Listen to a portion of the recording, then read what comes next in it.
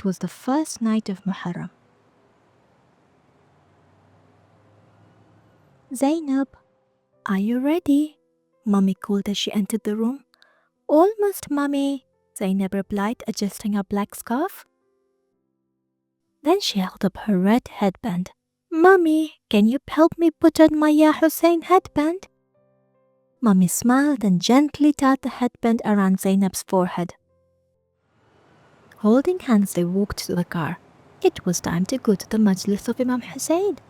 Every year, from the 1st to the 12th of Muharram, Mummy and Zainab attended the Majlis together. But Zainab never quite understood why Mummy cried every time she heard the name of Imam Hussain. Maybe if I listen carefully today, I'll find out why, Zainab thought to herself as they arrived at the Husseiniya. Inside, the hall was filled with people dressed in black. Zainab spotted her best friend Alia sitting with her mother and quickly waved. Usually the two friends would whisper and play together, but this time Zainab made up her mind. Today I will listen to the Sheikh and find out why Mummy cries for Imam Hussain. She sat still as the Sheikh began to speak. He talked about how we can be good Muslims and spread Imam Hussain's message. But then, as soon as he mentioned the name Imam Hussain, Zainab saw something that made her heart sink. Tears rolled down Mummy's cheek. Zainab quickly crawled onto Mummy's lap and hugged her tightly.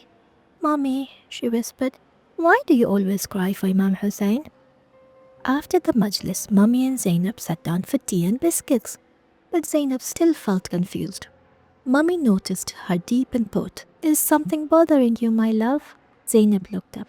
"Mummy, why do you cry for Imam Hussain?"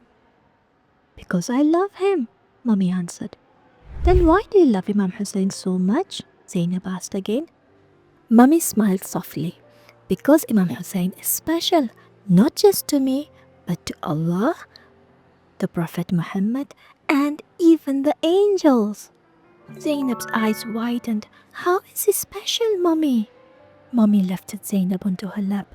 "Imam Hussain is special because Allah chose him to guide us.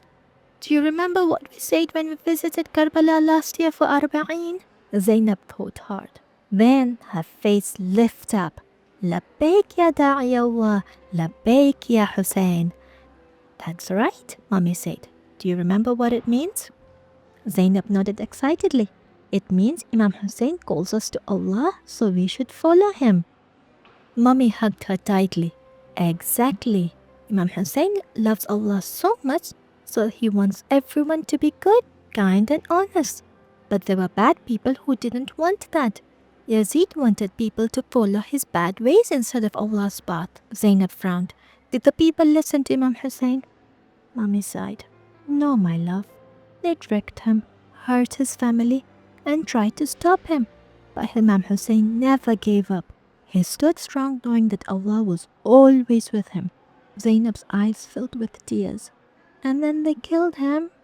Mummy nodded, "Yes. And when he was martyred, the angels cried, the sky turned dark, and even the animals and sea wept for him." Zainab hugged Mummy tightly. "And that, my dear, is why Mummy cries every time she hears his name. Because Imam Hussain was the most beautiful person, and he taught us how to love Allah."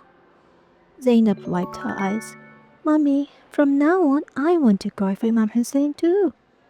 Mummy kissed her forehead. "That's because your heart is full of love for him, just like mine."